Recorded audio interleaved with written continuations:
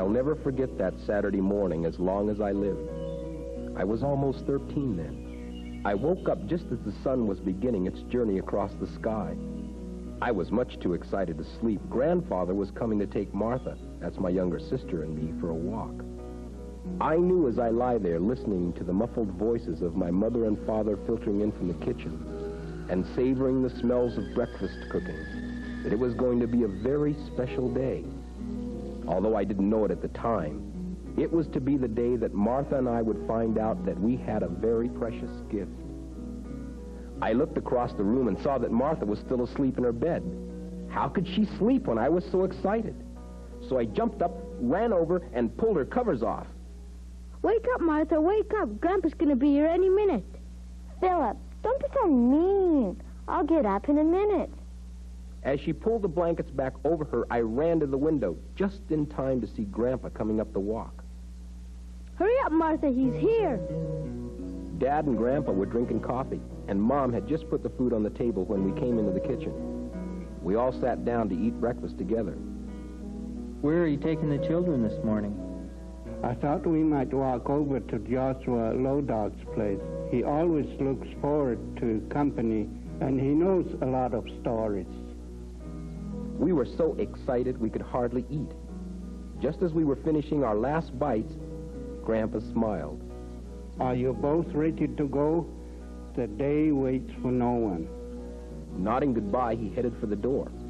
We jumped up quickly from the table, said goodbye to Mom and Dad, and followed after Grandpa. The morning sunshine gently warmed us as we walked along. We were eager to hear the old stories. Joshua Lowdog knew so many of them he practically never told the same one twice.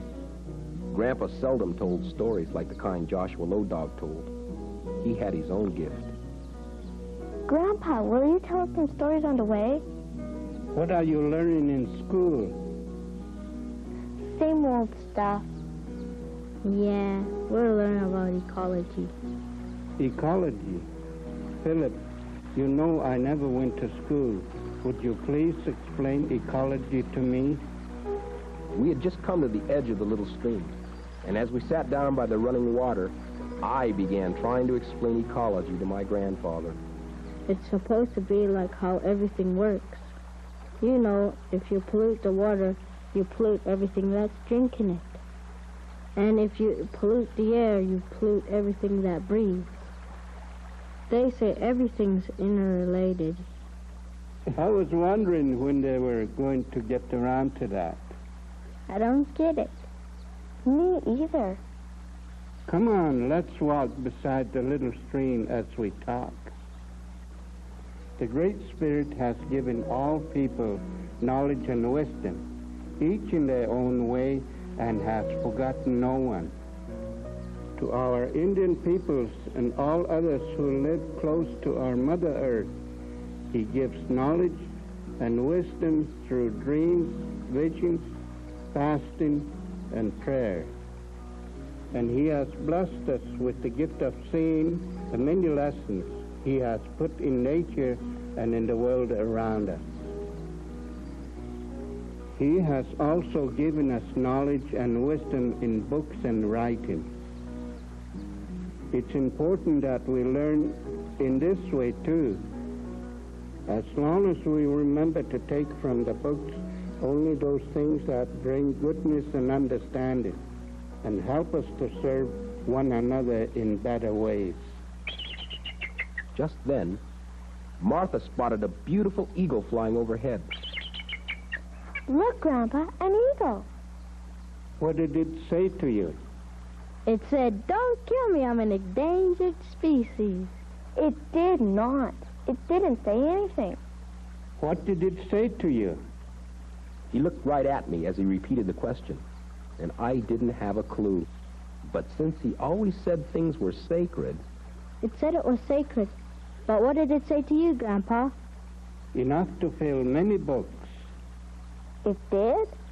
How? The same way it told you that it was sacred. It said, "Look at me fly. See how powerful I am.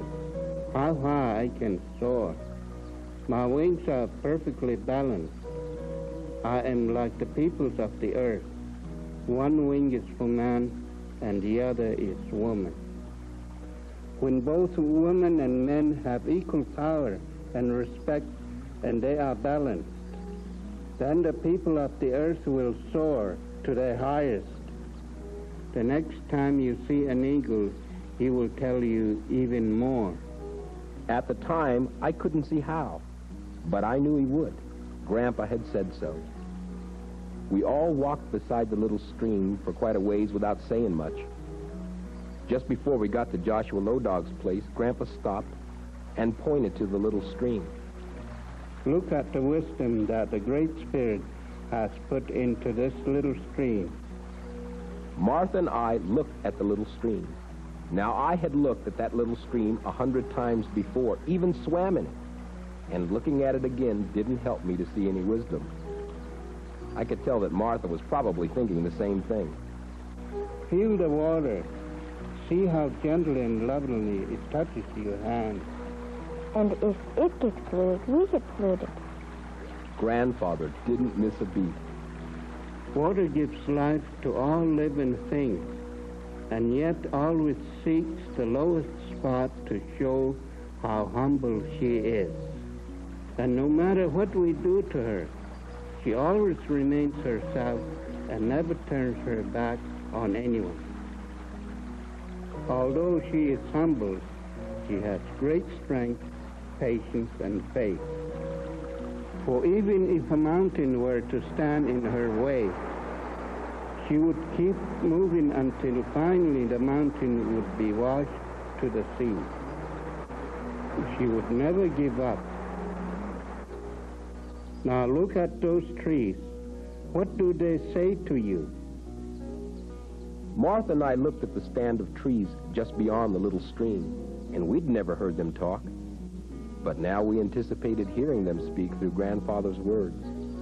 Tell us, Grandpa. If we are to have peace in the world, we must learn to be like the trees. The alder doesn't tell the oak tree to move over. The oak doesn't tell the maple to move over. All of the different trees stand together with their roots deep into the same Mother Earth, refreshed by the same breeze, warmed by the same sun. They stand together with their arms upraised in prayer and thanksgiving, supporting and protecting one another. Then Grandpa just looked at us, smiled, and started off towards Joshua Lodog's. We followed in silence. Just as we got to Joshua Lodog's, I remember thinking how wonderful it was that we are who we are, that the Creator had blessed us with the gift of seeing how we should be, and for giving us our grandfather. The eagle, the little stream, and the trees would never be silent again. Joshua Lodog was very happy to see us and waved. Martha ran on ahead. Grandpa Lodog, we saw an eagle, and it talked to us. That's very, very good. Did it tell you about the great wolf and the little mouse, sister? No, it just told us about people. Good, because that's one of my best stories, and I want to tell it to you. Joshua Lodog did tell us about the great wolf and little mouse sister, and he told us a lot of other stories that day, too. And as the days go by, I'll tell them all to you, for you also share the precious gift. Come, let's honor the elders, men and women who have made it through the night, through the darkness that came upon this land, with the winds of change, with the winds of change.